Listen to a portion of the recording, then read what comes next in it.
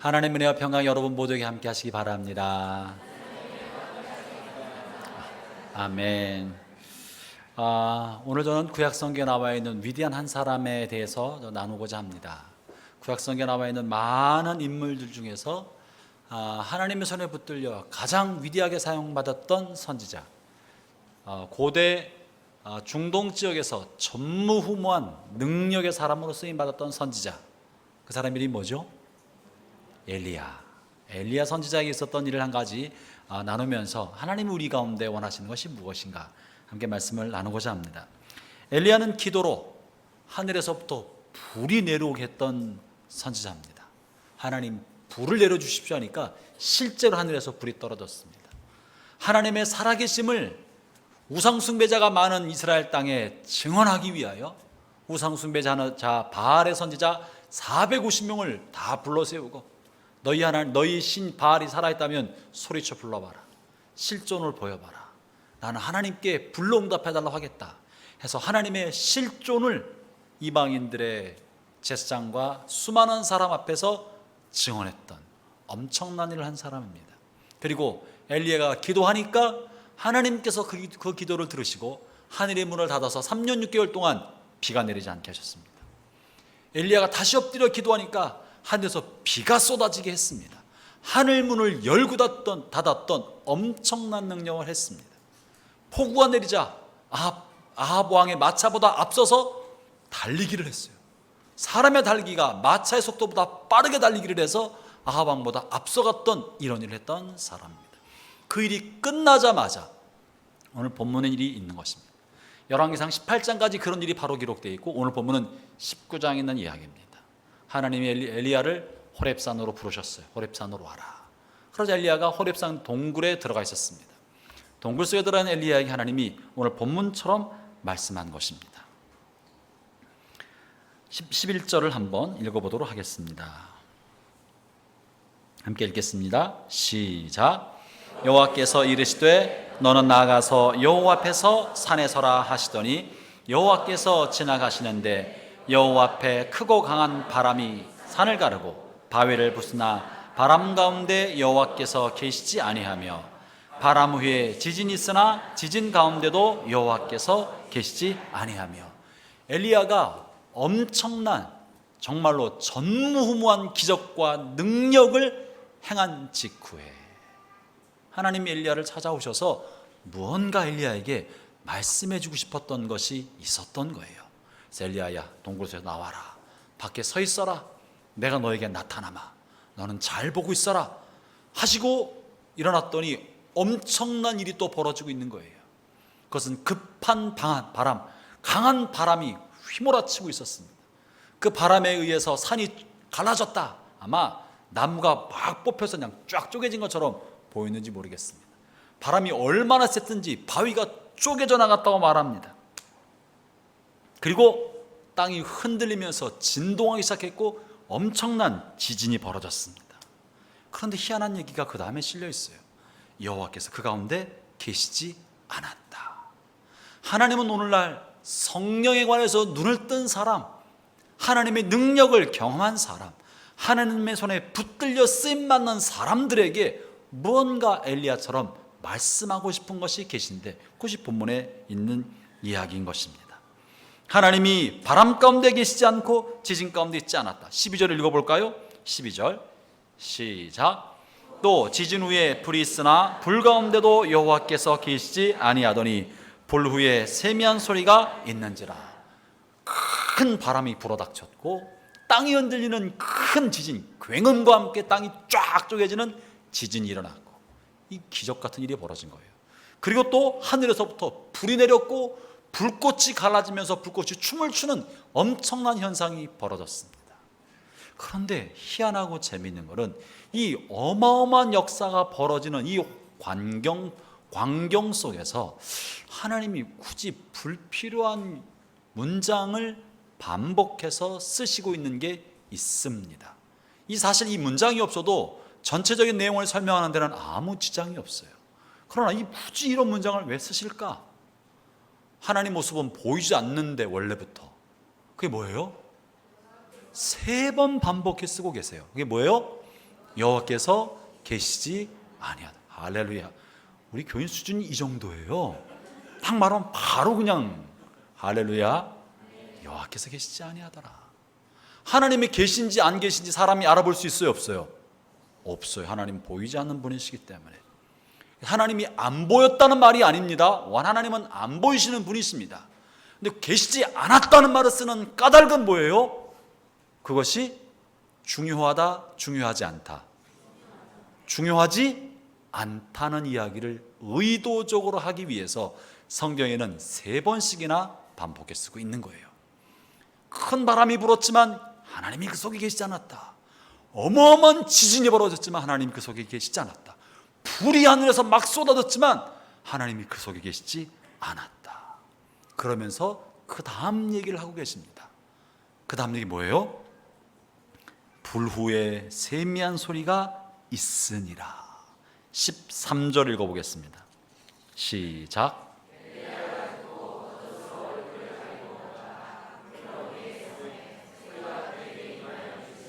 엘리야가 내가 어찌하여 여기 앉.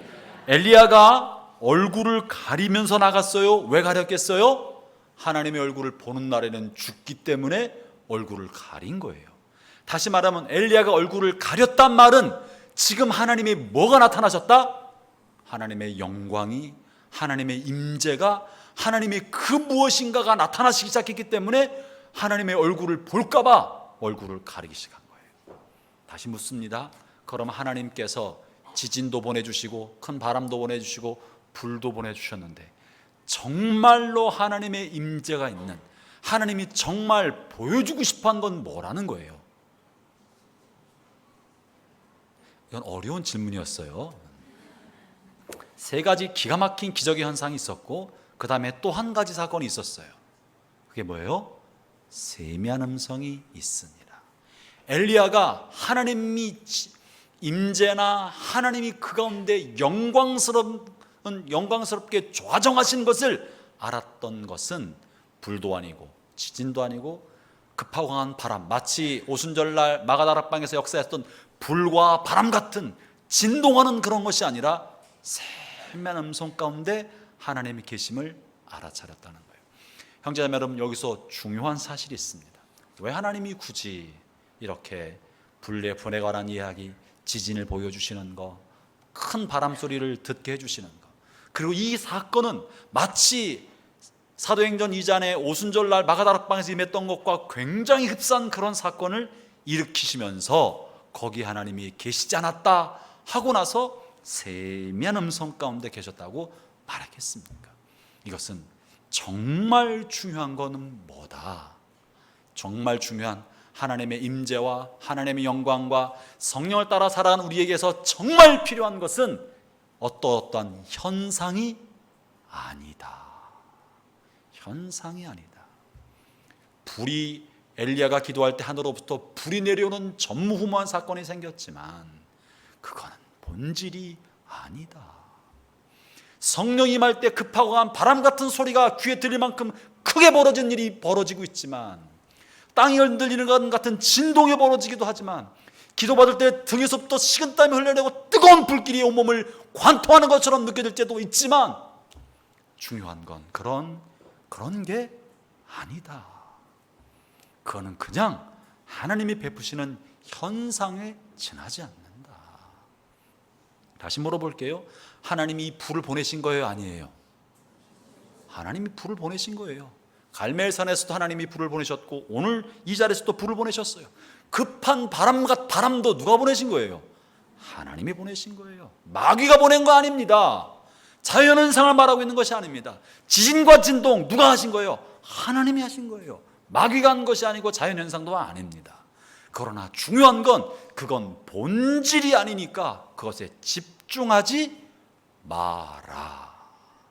굳이 그래서 하나님은 거기 하나님이 계시지 않았다, 하나님이 일을 행하시지 않은 것이 아니라 하나님이 행하셨으나 그 현상을 너무 집착하지 마라.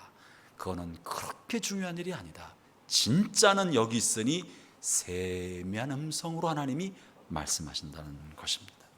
그렇기 때문에 어떤 현상을 내가 체험했다 할지라도 사랑하는 형제자매 여러분, 잘난 척하지 말기 바랍니다. 아멘 왜 안 하세요?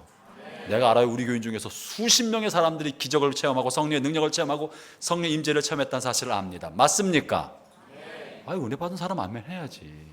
그러나 그 현상이 어떤 사람은 방언이 일어났고 어떤 사람은 환상을 보기 시작했고 어떤 사람은 예언을 하고 아마도 병 고치는 사람과 은사를 받은 사람이 있는 줄로 제가 믿습니다. 왜냐하면 하나님이 그렇게 하실 거라고 말씀하셨고 그것을 위해 오랫동안 저는 기도해 왔었고 하나님이 말씀하신 대로 기적 같은 일들이 벌어지는 것을 우리는 경험했어요. 어제 그저께 일인 거예요. 그러나 하나님 우리가 사모하고 기도한 대로 수련회 가운데 놀라운 역사를 베풀어 주셨지만 그거는 본질이 아니다. 그것 때문에 잘난 척하지 마라. 나는 방언을 합니다. 그래서 어쨌다고. 환상을 보기 시작했습니다. 예언이 터져 나왔습니다. 내 손이 뜨겁게 되면서 내 손이 등에 손을 얹고 기도했더니 병이 퍽퍽퍽 나왔습니다. 그래서 어쨌다고. 잘난 척하지 마라. 교만하지 마라. 그것이 나의 신앙의 수준이 높아졌다는 걸 증명해 주는 것 아니다. 내가 연약하니까, 믿음이 별로 없으니까, 늘 획가닥 하니까, 조금 기분 좋으면 하나님 살아계신 것처럼 의지하다가 조금 낙심하고 좌절하고 누가 뭐라 한두 마디 하면 절망에 빠지고 이렇게 왔다 갔다 하니까 우리 안에 부인할 수 없는 주님의 흔적을 심어주기 위해서 하나님이 성령의 흔적을 우리 가운데 주신 것입니다.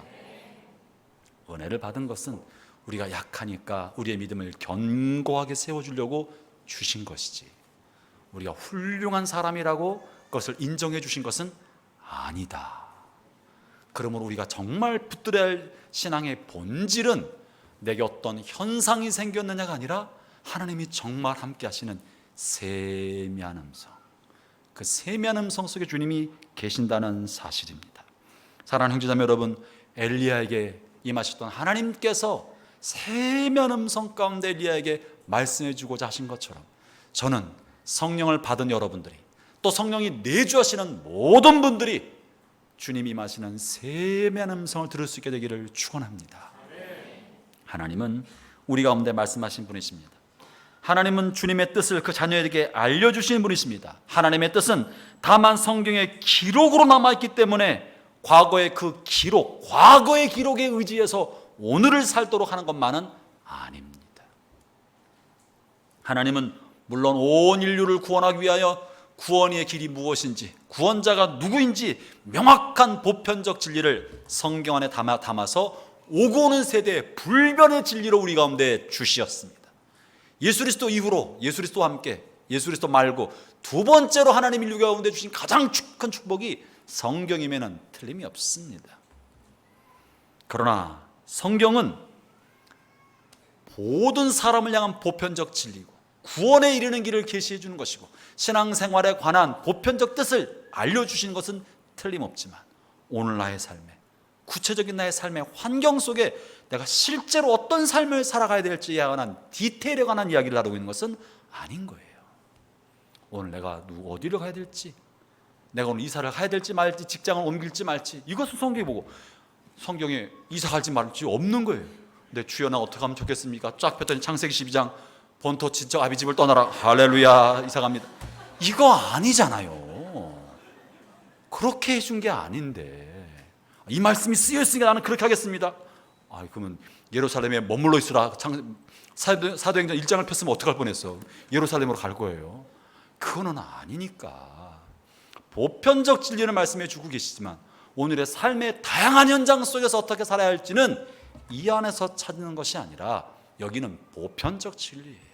삶의 디테일한 현장 속에서는 인격적인 하나님, 나의 사정과 나의 형편과 나의 처지에 가장 적합하게 지금 오늘 바로 여기서 말씀하는 성령의 인도하심을 받아야 하는 겁니다.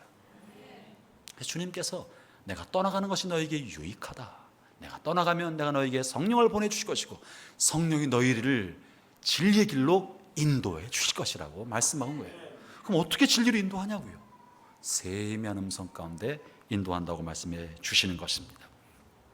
성령님 우리 안에 내주하시는 성령께서 세미한 음성 가운데 우리가 말씀해 주십니다. 우리는 그 세미한 음성에 귀를 기울여야 하는 거예요. 우리가 어떤 사람이 되느냐보다 오늘의 삶을 어떻게 사느냐, 실제로 나의 삶을 어떻게 사느냐가 진짜 내가 누구인지를 말해주는 거지. 내가 직분이 뭐냐, 내가 무슨 은사가 있느냐, 아무것도 중요한 거 아닙니다. 아무것도 중요한 건 아닙니다. 은사는 우리를 향한 하나님의 은혜의 선물일 뿐이지, 그 선물을 받았다고 내 수준을 말해주는 것은 아니에요. 여러분 잘 들으셔야 돼요. 어떤 목사님이 굉장한 은사를 많이 갖고 계신 분이 있습니다. 제 주변에 그런 분들 여럿 알고 있어요. 뭐 손만 얹으면 귀신이 쫓겨나고 병이 고쳐지고 뭐 기적을 행하고 능력을 행해요. 내게 삶을 깊게 들여보면 인격적으로 부족한 분들이 있어요, 없어요? 여러분 잘 모르시죠? 저는 많은 목사님 만나봐서 알아요. 인격적으로 좀 부족한 분이, 그런 분들도 많이 있습니다. 그럼 능력이 나타나니까 그 인격은 다 하나님께서 보상해주고 감춰주느냐? 뭐 사람들은 덮어줄 수 있을지 몰라도 하나님 앞에 그 인격적 삶에 관한 하나님이 심판할 것 심판하시고 상 주시건 상 주실 것입니다. 그러니까 그게 능력이 탁월하다고 하여서 그 인격마저도 다 검증되고 타당하다고 볼 수는 없는 거예요. 은사는 은사대로, 인격은 인격대로 하나님이 평가하시는 거다는 걸 알아야 합니다. 그러므로 여러분이 어떤 능력을 받았던 삶에 나타나든지 간에 그 은사가, 그 능력이 여러분 자신이 어떤 사람인지를 보여주는 것은 아니다. 그래서 뭐 하지 마라? 잘난 척하지 마라. 잘난 척하지 말고 그저 내게 주신 것을 감사한 마음으로, 부족하고 연약하고 못난 나를 위해 하나님 이런 선물을 주셨네요, 감당할 수 없는 선물을 주셨으니 감사합니다 하기를 바랍니다. 그럼 선물 받은 분이 어떤 삶을 살아야 되느냐? 세미한 음성, 이제 그 음성에 집중해야 한다는 거예요. 이것은 다만 엘리야에게 하신 말씀뿐만 아니라 이사야서에도 동일한 내용이 말씀이 실려 있고, 요한복음에 예수님께서 한 말씀과 같은 맥락입니다. 이사야서 30장 19절부터 21절을 읽어보겠습니다. 30장 19절부터 21절입니다.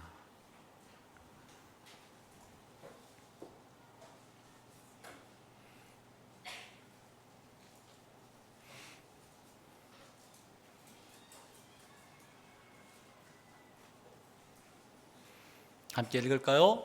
시작. 시온에 거주하며 예루살렘에 거주하는 백성아, 너는 다시 통곡하지 아니할 것이라. 그가 내 부르짖는 소리로 말미암아 네게 은혜를 베푸시되 그가 들으실 때 네게 응답하시리라.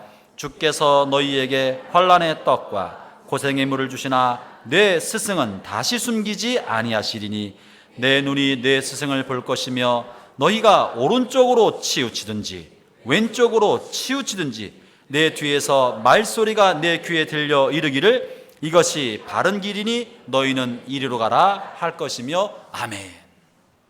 하나님 우리 인생길을 인도하실 때 광야를 걷게 하십니다.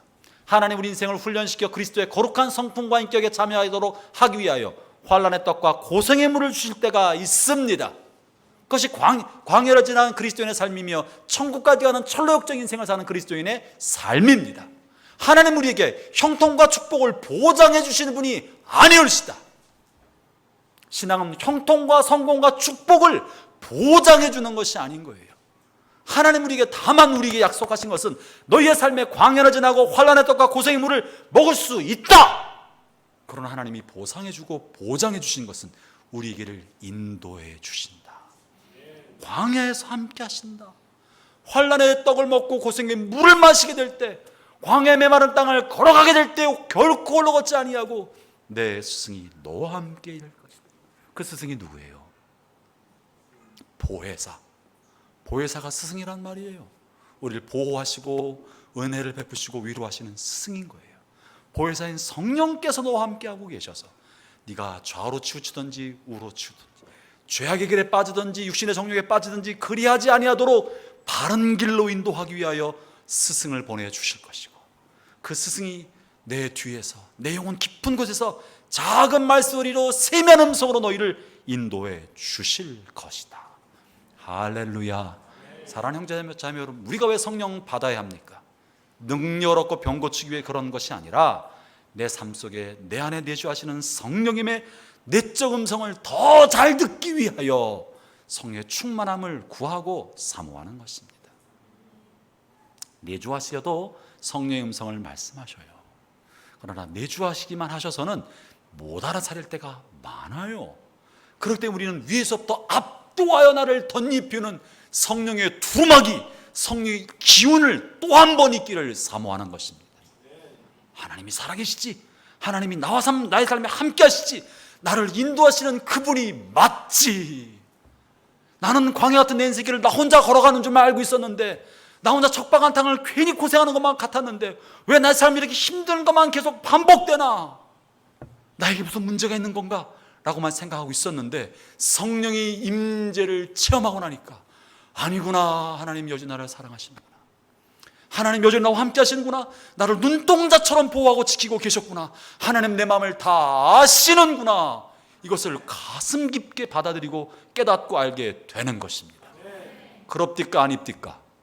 이미옥 집사님 간증하세요. 그래요 안 그래요? 그죠?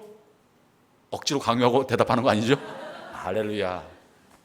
귀로만 알았었는데 성령의 터치가 있으니까 그렇구나, 주님이 내 곁에 계셨구나, 나를 아시는구나, 내 마음을 아시는구나, 이게 마음 깊게 이해되고 깨달아지는 거예요. 그러니까 눈물이 콱 쏟아지는 거예요. 그러니까 눈물이 쏟아지고 그 쏟아진 눈물이 주체할 수 없어 떼굴떼굴 구르기도 하는 것이고, 사람마다 다른 반응이 나타납니다. 내가 왜 울지? 무슨 억울한 일이 있나? 아니요, 뭔가 억울해서 그런 게 아니라 나도 몰라. 근데 뭔가 하나님 날 사랑하는 듯한 마음이 가슴에 확 밀려오니까 그렇구나, 눈물이 쏟아지는 거예요. 그 체험하고 나면 하나님이 나와 함께 하시고 이 광야의 쓴 길을 걸어가도 주님이 함께 하시기 때문에 내 삶은 안전하다. 할렐루야. 그게 믿어지는 거예요. 안전하다. 너무 고민하지 않아도 되겠구나, 너무 걱정하지 않아도 되겠구나, 하나님 날 인도하고 계시구나, 내게는 왜 이런 일이 벌어졌는지 이해는 되지 않아도 하나님 날 인도하고 계시는구나. 그럴 때 하나님을 전적으로 더 의지하고 싶은 마음이 생기는 거예요. 그러니까 이제 기도가 터지는 거예요. 하나님 뜻이 무엇입니까? 내가 어떻게 살아야 됩니까? 내가 나의 삶을 어디로 가야 합니까? 이제 더 이상 내 마음대로 내 뜻대로 하고 싶은 대로 가지 아니하고 주님이 인도하신 대로 가고 싶습니다. 주님 말씀해 주세요. 그때 비로소 마음의 문이 열리고 주의 음성을 듣고자 하는 거예요. 그럴 때 주님이 내주하시는 성령께서 더 잘 그때 비로소 말씀하는 건 아니에요. 늘 말씀하시는데 내가 성령님 향해 귀를 열어놓고 있지 않으니까, 내가 내 하고 싶은 대로, 내 뜻대로, 내 고집대로, 내 주장대로, 내가 옳다고 믿는 대로, 지 맘대로 사니까 성령을 터치해서 나의 자아를 깨뜨리고 주의 음성의 귀를 기울이게 만들어 주시는 거예요. 본질은 세미한 내적 음성을 듣고 살도록 하려는 것이 본질인 것입니다. 제가 지난주에 수련회 못 오신 분도 계시기 때문에 이야기를 드리고 싶지만 못 드려요. 왜냐하면 똑같은 얘기를 또 반복하겠습니까만, 지난 마지막 폐예배 시간에 주제강의 4번째, 북한에 있는 아주머니, 예수 이름을 한 번도 들어보지 않았다가 성령 집회 3일하고 나서 성령님의 내주하심을 알게 되고 성령의 내적 소리를 들은 그 아주머니 아시죠? 아는 사람은 알고 모르는 사람은 통몰라도 할 수 없어요. 늘 예배 참석한 사람이랑 가끔 오는 사람이 어떻게 똑같게서 수준이 달라야지, 은혜 수준도 달라야지. 죄송합니다. 다 은혜 받으시기 바랍니다. 그 아주머니 하나님을 알지 못하고 예수님도 처음 들어보고 성경은 한 구절도 읽어본 적이 없는 사람이에요.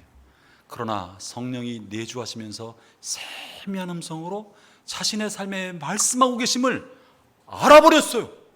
실제로 삶에 하나님 그렇게 말씀해 주고 계시니까 와, 이게 있구나라고 체험을 했어요. 성경도 없는 북한 평양에서 성령님의 인도하심을 따라 살아가고 있어요. 예수 믿은 지 3일밖에 안 됐는데 그런 일이 벌어지겠냐고요. 성령 우리 안에 말씀하는 분이십니다. 하물며 우리가 성경을 끼고 살아가는 우리들이라면 어떻게 성령의 인도하심을 내주하시며 세미하게 말씀하신 그 음성을 못 듣겠습니까? 듣는 게 정상이다. 옆에 분을 보세요. 당신 정상이십니까? 정상이십니까? 여러분, 성령의 소리를 듣지 아니하고 내주하신 성령의 인도하심을 따라 살지 아니하면 필연적으로 자기 생각대로 삽니다. 어떻게 살겠어요? 여러분 의사결정을 어떻게 하겠습니까? 여러분의 선택의 순간에서 어떻게 하겠습니까? 무엇대로 하겠습니까? 저절로 되는 것이 아니잖아요. 내 마음대로 하든지 성령께서 하든지 둘 중에 하나밖에 없어요. 친구들 얘기를 들어도 내가 동의하니까 따라가는 거예요. 성령께서 가라고 하신 것이 아니라면 다 내가 결정하든지 성령을 따라 살든지 둘 중에 하나인 거예요. 그렇기 때문에 육체에 속한 사람은 성령의 일을 할 수도 없고 알아차리지도 못하는 거예요. 육체에 속한 사람은 지옥 가는 게 아니에요. 예수 믿는 사람들 중에서도 성령의 인도하심을 받지 못하는 사람은 자기 마음대로 사는 거예요. 성령의 일을 알아차리지도 못하고 깨닫지도 못하고 하지도 못하는 거예요. 그렇기 때문에 중요한 건 그 사람이 무슨 일을 하느냐가 아니라 누가 그 일을 하게 하느냐가 중요합니다. 무슨 일을 하느냐 중요하지 않아요. 우리는 예수의 이름을 빙자해서 얼마든지 자기 일을 할 수 있어요, 없어요? 있어요. 교회를 크게 만들어도 자기의 야망에 따라 큰 교회를 할 수 있는 거예요. 교회 충성봉사하고 헌신하는 뿌리가 인정받고 싶은 생각에서 그럴 수 있어요, 없어요? 있다고요. 현상만 보고 우리는 알 수가 없어요. 저 사람 속에 뭐가 들었는지, 왜 저 일을 하고 있는지 우리는 알 길이 없어요. 누구는 아세요? 하나님은 아셔요. 내 속에 있는 성령은 알고 있는 거예요.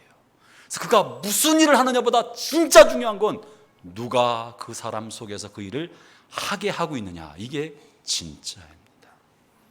내 맘대로 하는 건 내 영광을 위해서 하는 거예요. 그러나 성령을 따라 살 때 그 사람이 무엇을 하든지 주의 영광을 위해서 사는 것입니다. 그래서 성령을 따라 살지 아니하고도 우리는 주의 일을 할 수가 없어요. 할 수가 없어요. 예수님 시대 바리새인과 서기관 율법자들이 얼마나 주를 위해 헌신했습니까? 그러나 그 사람들은 헌신하면 헌신하고 열심히 하면 열심히 할수록 그리스도를 거스리는 사람, 거역하는 사람이 되었어요. 율법대로 자기 옳다고 믿는 대로 했기 때문에 그러합니다. 고린도전서 2장 13절부터 14절 읽어볼까요? 시작. 우리가 이것을 말하거니와 사람의 지혜가 가르친 말로 아니하고 오직 성령께서 가르치신 것으로 하니 영적인 일은 영적으로 분별하느니라. 육에 속한 사람은 하나님의 성령의 일들을 받지 아니하나니 이는 그것들이 그에게는 어리석게 보이며 또 그는 그것들을 알 수도 없나니 그러한 일은 영적으로 분별되기 때문이라. 고린도 이 육에 속한 사람은요, 세상 사람을 말하는 것이 아닙니다. 고린도 교회 교인들을 향하여 너희가 분쟁이 있으니 너희가 육신에 속한 사람이 이미 틀림없다. 이 고린도서 2장이 하고 있는 얘기예요. 예수 믿는 사람들 가운데 육에 속한 사람이 있고 영에 속한 사람이 있는 거예요. 누가 육에 속한 사람입니까? 자기 생각대로 사는 사람. 그 사람은 성령의 일을 받지도 않고 알 수도 없다. 알 수도 없다고 말하고 있습니다. 요한복음 6장에 보면 예수님께서 이렇게 말씀하시죠. 살리는 것은 영이니 육은 무익하니라. 성령에 속한 것이 우리를 살리는 겁니다. 성령을 따라 행할 때 우리가 살아나고 다른 사람을 살릴 수 있습니다. 그러나 내가 주인 되어서 내가 하고 싶은 대로 내 마음에 원하는 대로 내가 옳다고 믿는 대로 사는 사람은 도덕적으로는 탁월할지 몰라도 세상 법과 교회법에는 아무 문제가 없을지 몰라도 하나님 앞에 섰을 때 하나님은 우리의 폐부를 감찰하시고 중심을 꿰뚫어보는 하나님 앞에는 피할 길이 없습니다. 피할 길이 없습니다. 갈라디아서 5장 16절과 17절 이렇게 말씀하십니다. 읽어볼까요? 갈라디아서 5장 16절 17절입니다. 시작. 내가 이르노니 너희는 성령을 따라 행하라. 그리하면 육체의 욕심을 이루지 아니하리라. 육체의 소욕은 성령을 거스리고 성령은 육체를 거스르나니 이 둘이 서로 대적함으로 너희가 원하는 것을 하지 못하게 하려 함이라. 성령을 따라 행하지 아니하면 육체를 따라 살게 돼 있다는 거예요. 육체 욕심, 이 육체 욕심은 굉장히 죄를 말하는 건 아닙니다. 마음과 육체가 원하는 대로 사는 것이다 그런 거예요. 에베소 2장에 보면 불순종의 아들들 가운데 역사하는 영이 마음과 육체가 원하는 대로 살도록 한다고요. 에베소 2장 2절 3절에 있는 말이에요. 그런 사람은 본질상 진노의 자녀라고 말합니다. 그래서 모든 사람은 마음에 원하는 대로 살고 육체가 원하는 대로 살아갑니다. 큰 죄를 진단 말이 아니라 삶 자체가 죄가 되는 거예요. 뭐라니까? 지 마음대로 사니까. 이 마음대로 살아가는 게 무슨 도덕적으로 아무 잘못이 없습니다. 그러나 내 마음대로, 내가 하고 싶은 대로, 내가 옳다고 믿는 대로 사는 사람이 문제가 되는 것은 영적인 일을 못한다는 것이고 성령을 거스린다는 것입니다. 그래서 성령의 생각과 마음에 원하는 생각은 언제나 충돌하게 돼 있습니다. 갈등을 하는 거예요. 내적 갈등을 하는 거예요. 내 안에서 이미 성령이 내주하시기 때문에 성령의 뜻을 살짝 말씀하시는데 육의 생각이 너무 크니까 성령의 생각이 기죽고 주눅들고 말을 하려도 말을 못하는 거야. 내가 억압하니까, 내 마음이 억압하니까. 왜 억압합니까? 성령의 소리가 나한테 이익이 되지 않으니까. 성령의 소리가 내 마음에 원하는 것과 반대가 되니까. 성령의 소리가 나의 자존심을 손상하게 만드니까. 성령의 소리가 내가 싫은 일을 시키는 것 같으니까, 나를 불편하게 한 무언가를 하게 하는 것 같으니까 거역하고 거부하고 억압하는 거예요. 충돌이 생기는 거예요. 그러나 성령 충만하면 그 소리를 듣습니다. 분별합니다. 알게 됩니다. 그럴 때 성령의 소리를 따를 때에만, 그리고 그 소리에 대해서 확신을 가질 때에만 그 확신으로 육체의 소리, 마음에 원하는 소리를 제어하고 억압하고 대적해서 꼼짝 못하게 만들 수 있지, 사람의 힘과 능력으로 될 수 있는 게 아닙니다. 여러분, 왜 우리가 성령 충만해야 합니까? 기분적으로 충만하는 게 아니에요.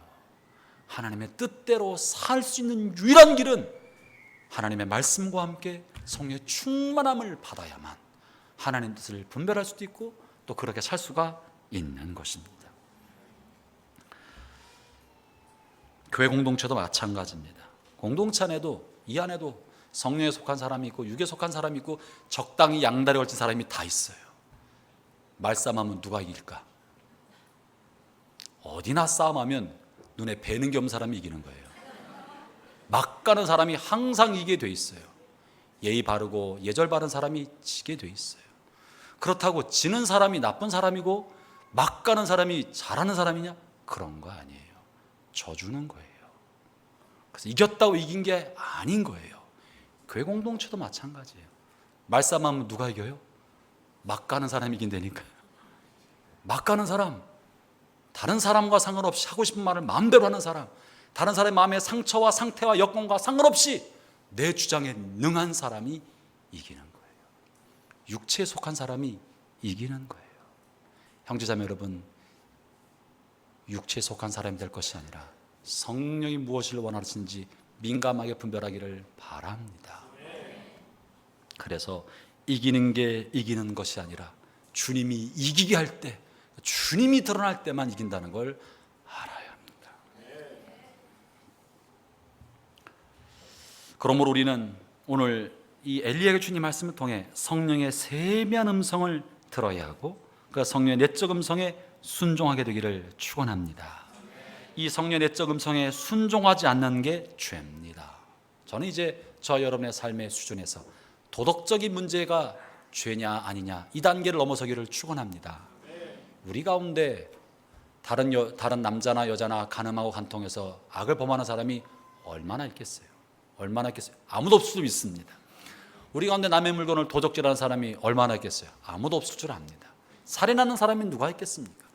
세상의 법적 수준은 이미 넘어섰고, 그러나 세상 사람들이 원하는 도덕적 수준도 넘어서기를 바랍니다. 진짜 우리가 따라야 할 것은 법과 도덕을 훨씬 뛰어넘어서 성령님의 내적 인도하심, 그분의 세미한 음성에 순종하는 것이 순종이고, 그 음성을 거역하거나 무시하는 것이 불순종이에요. 그것에 대해서 두렵고 떨림으로 하나님 앞에 엎드려 씨름하고 회개하는 사람이 하나님을 경외하는 사람입니다. 여러분, 주변 사람들이 언제까지 여러분을 도와주겠습니까? 누가 여러분의 카운슬러가 되겠습니까? 누가 여러분을 인도해 주겠습니까? 세상의 몽학 선생이고 초등학교 선생 아닙니까? 여러분의 인도자는 누구입니까? 성령이셔야 합니다. 하나님 주께서 보혜사를 보내서 성령이 너희 가운데 인도해 주겠다고 했는데, 모든 사람은 각자 안에 부르신 성령을 따라 하나님 앞에 정직하고 진실하게 반응해서 성령님 인도하심을 따라 살아야 되고, 그것을 거스를 때마다 회개할 줄 알아야 되고, 그 음성에 민감하고 순종할 때 하나님의 영광을 살아가는 사람이 되는 것입니다. 우리가 들으려고 하면 들을 수 있습니다. 그런데 듣지 않으려고 하니까, 혹은 한때 받은 은혜 속에만 머물러 있으니까, 옛날에 나도 그랬는데, 제일 위험한 사람은 왕년에, 나도 옛날에, 나도 초신자 때는 저랬어, 이런 사람이 제일 위험한 사람이에요. 해봐야 다 소용없어, 이 말하고 싶은 거예요. 해봐야 다 소용없어. 이거 얼마나 위험한 사람이에요. 왕년에, 그리고 내가 한 경험에만 제한돼서 그것이 제일 좋은 것인 것처럼. 착각도 그런 착각이 어디 있어요. 사람이 이렇게 많이 달고 하나님 역사 이렇게 다양한데 내가 경험한 것이 최고라는 것이야말로 얼마나 큰 착각입니까? 우리에게 필요한 건 오늘 지금 여기에서 나를 인도하시는 성령의 세미한 음성을 듣고 사는가, 아니면 나는 이것이 너무 자신이 없으니까 과거의 추억 속에, 옛날에 한때 나도 하나님 은혜 가운데 있었고 구원의 감격 속에 빠진 적이 있었고 눈물 펑펑 쏟은 적이 있었는데 40년 전에, 오 마이 갓, 이런 분 없으시기 바랍니다. 오늘 내 안에 임하시는 그 은혜를 사모하고 그 은혜 안에 살기를 축원합니다. 우리가 지금도 들으려고 하면 들을 수 있습니다. 알아차리려고 하면 알게 됩니다. 성령님께 순종하려고 하면 반드시 깨달음을 주십니다. 내가 순종하고 싶지 않으니까, 이미 내 마음대로 하고 싶은 걸 이미 다 결정해 놓고 하나님 앞에 물어보니까 말씀하셔도 안 듣는 거예요. 다 이미 정해놨는데 뭘 얘기해봐야 무슨 소용이 있겠어요. 그러니까 들려도 안 듣고 들어도 무시하고. 그러나 모든 것을 완전히 비우고 주의 뜻이 무엇입니까? 듣고자 하면 들립니다. 깨달으려고 하면 알게 됩니다. 여러분, 성령의 기름 부심을 경험하지 못했어도 예수 그리스도를 믿는 사람의 영혼 깊은 곳에는 성령이 모두가 다 내주하십니다. 모든 사람이 성령의 음성을 들을 수 있습니다. 다만 성령의 기름 부음을 받은 사람은 좀 더 잘 들을 수 있도록 하나님 문을 활짝 열어주신 것이고, 그러지 않은 사람도 내주하심으로 들을 수 있습니다. 전 우리 교회가 모든 성도들이 성령의 내주하심에 따라 인도하심을 받게 되기를 바랍니다. 그럼 이것이 어떻게 해야 되나? 첫째, 인도하심을 따라 살려고 할 때는 먼저 자아가 죽어야 합니다. 자아가 죽는 길이 성령님의 소리가 살아나는 길입니다. 자아가 죽어야 성령이 살아 움직이십니다. 내 속에 두 주인이 결코 있을 수 없습니다. 내 자아를 깨뜨리고 자존심을 깨뜨리고 주의 뜻을 구할 때만 성령의 소리가 잘 들리는 거예요. 그래서 갈라디아 2장 20절에 이렇게 말씀하십니다. 내가 그리스도와 함께 십자가에 못 박혔나니 그런즉 이제는 내가 사는 것이 아니요 오직 내 안에 그리스도께서 사신 것이다. 형제자매 여러분, 날마다 우리 자신이 그리스도의 십자가에 못 박히는 것을 연습합시다. 우리 교회가 좋은 교회 되는 길은요, 제일 먼저는 담임 목사가 매일 죽어야 돼. 저는 이걸 잘 알아요. 제가 매일 죽으면 하나님의 뜻을 좀 더 잘 압니다. 그리고 그 다음에 죽어야 될 사람 누굴까? 당회원들이 죽어야 돼. 항존직들이 죽어야 돼. 의사결정하는 사람들이 자기 자아를 십자가에 못 박지 아니하면, 자기 소리가 세면 큰 소리를 말하는데 어떡하겠어요? 그 사람 이야기대로 갈 수밖에 없는 거야.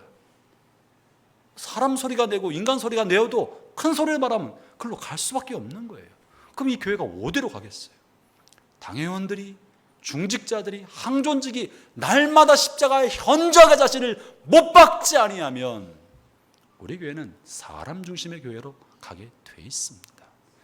세 번째 죽어야 될 사람, 교회 오래된 사람들. 제게 잘 들으세요. 창립 초기 멤버, 다닌 지 10년 이상 넘으신 분, 20년 가까이 되신 분 죽어야 돼요.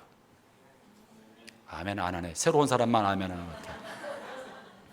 헌신자가 죽어야 새신자가 삽니다.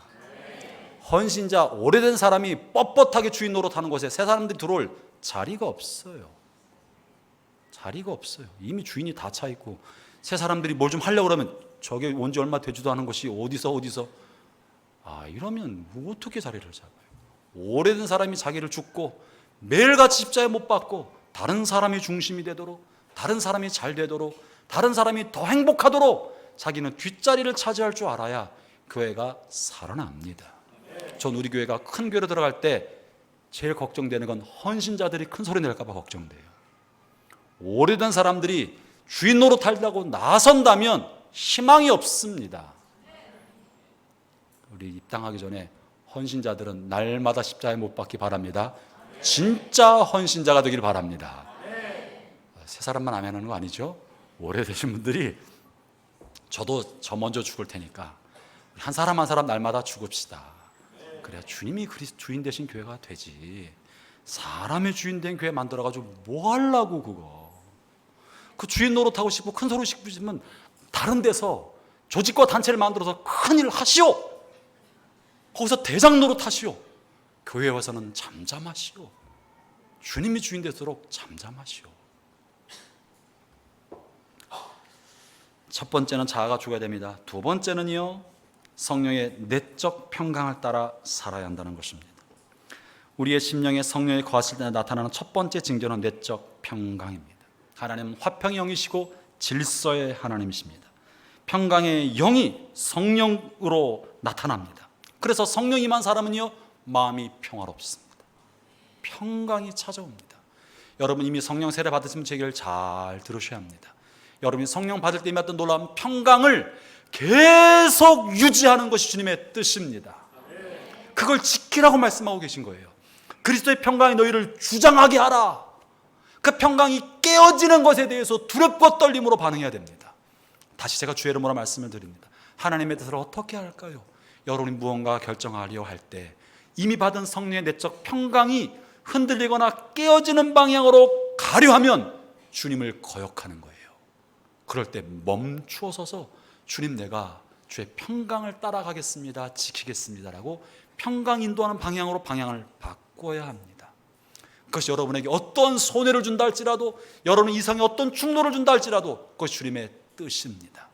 그것의 대부분은 자아를 죽는 방향으로 할 거예요. 여러분을 포기하고 희생하고 깨뜨리는 방향으로 성령이 인도하십니다. 자아가 죽는 방향으로. 그래서 이미 받은 평강을 잘 간직하도록 하셔야 합니다. 방법은 평강이 깨어질 때 즉시 회개하는 거예요. 길을 가다가도 평강이 깨어지면 전봇대 붙들고 주님 잘못했습니다. 내가 회개합니다. 내가 아내한테 소리 지르고 말았네요. 회개합니다. 내가 남편한테 바가지를 걷네요. 회개합니다. 내가 돈 거실어준 아줌마한테 내가 눈을 흘겼어요. 하나님, 내가 회개합니다.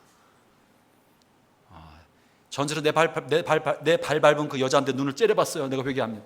이럴 때 마음의 평강이 깨져요. 깨지면 하나님의 뜻이 아닌 거예요. 그게 죄입니다. 평강을 깨뜨린 일을 하는 것이 죄인 거예요. 그때마다 하나님 앞에 반응하고 자신을 내려놓고 하면 회복이 일어납니다. 그래서 그게 평강을 따라 사는 삶의 길이고 그것이 성령을 따라 사는 길인 것입니다. 무엇을 하려 할 때마다, 무엇을 계획하려 할 때마다 여러분의 영혼 깊은 곳에 그리스도의 평강이 머무르 계시도록 하시기 바랍니다. 그리고 평강의 영이신 성령님께 물어보는 거예요. 주님, 나 이렇게 하기를 원하십니까? 나 이렇게 하는 것을 좋아하십니까? 그러면 평강이 출렁출렁 반응하거나 깨어지거나 반응해 주십니다. 그 평강 인도하심을 따라 사는 것입니다. 그것이 성령을 따라 살아가는 삶의 모습인 것입니다. 형제자매 여러분, 성령 받는 것 굉장히 중요한 일입니다. 그러나 그것보다 더욱더 중요한 것은 저와 여러분이 성령의 사람이 되는 것이옵시다. 성령을 따라 살지 아니하면 무엇하러 성령을 받았습니까? 성령을 따라 살도록 하나님이 주신 것입니다. 이 한 주간 그리고 여러분의 생애 내내 성령을 따라 살아가는 복된 그리스도인 성령의 사람 되기를 축원합니다. 기도하겠습니다.